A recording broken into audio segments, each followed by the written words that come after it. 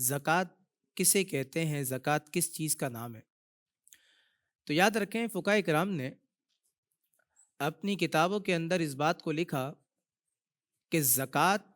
شریعت کی جانب سے مقرر کردہ اس مال کو کہتے ہیں کہ جس سے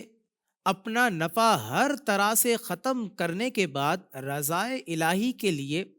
کسی ایسے مسلمان فقیر کی ملکیت میں دے دیا جائے کہ جو نہ تو خود ہاشمی ہو اور نہ ہی ہاشمی کا آزاد کردہ غلام، تو اس کو زکوٰۃ کہتے ہیں۔ اب ایک اور سوال موجود ہے،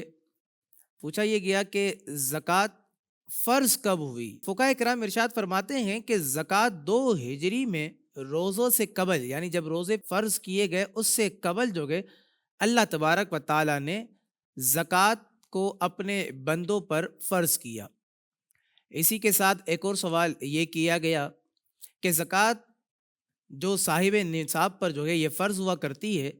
اب جو شخص اس کی فرضیت کا انکار کرے تو شریعت مطہرہ اس پر کیا حکم لگاتی ہے، اس کا انکار کرنا کیسا؟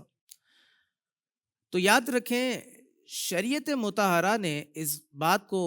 بالکل واضح انداز میں بیان کیا ہے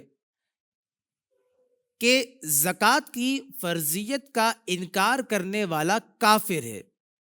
یعنی زکوٰۃ کی فرضیت کا اگر کوئی شخص انکار کرتا ہے نعوذ باللہ ثم نعوذ باللہ، تو ایسے شخص کا تعلق پھر اسلام سے نہیں ہے، ایسا شخص پھر دائرہ اسلام سے خارج ہو جاتا ہے، چونکہ زکوٰۃ یہ فرض ہے نا، اور اس کی فرضیت قرآن مجید فرقان حمید سے جو ہے یہ ثابت ہے، لہٰذا اب اگر کوئی شخص اس کی فرضیت کا انکار کرتا ہے تو پھر ایسا شخص دائرہ اسلام سے خارج ہو جائے گا، ایسا شخص کافر ہے۔